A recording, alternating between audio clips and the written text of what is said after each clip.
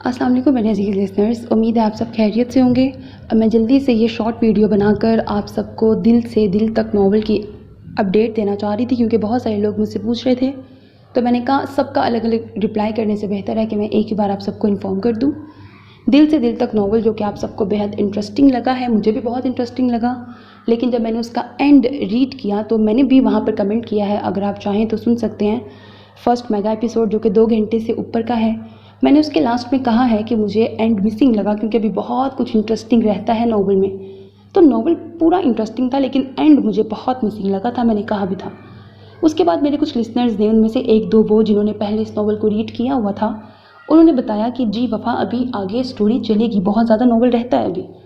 तो क्योंकि जब उन्होंने मुझे बता दिया कंफर्म कि हाँ ये नावल जो कि हम सबको मिसिंग लग रहा है वो वाकई मिसिंग है, अभी आगे इसी के आगे से स्टोरी चलनी है, फिर मैंने मज़ीद इस नावल को सर्च किया, ढूंढा अलग अलग जगह से, तो मुझे फाइनली अब कंप्लीट नावल मिल चुका है।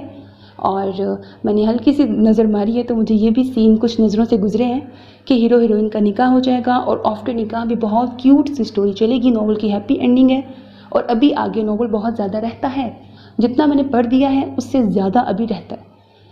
अब बात करते हैं कि मैं कब अपलोड करूँगी, ये भी आप लोग बार बार पूछ रहे हैं। जैसा कि आपको पता है 9वें और 10वें मुहर्रम के एहतराम में मैं कभी भी नावल पे वीडियोस अपलोड नहीं करती, नावल्स को रीड नहीं करती, ना पहले कभी किया ना आइंदा कभी करूँगी।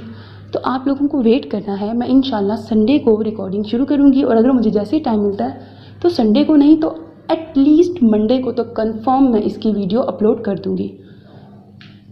या तो एक बहुत मेगा एपिसोड बनाकर आपको लास्ट एपिसोड दे दूँगी, नहीं तो एक सेकंड लास्ट आएगा और एक लास्ट एपिसोड आएगा।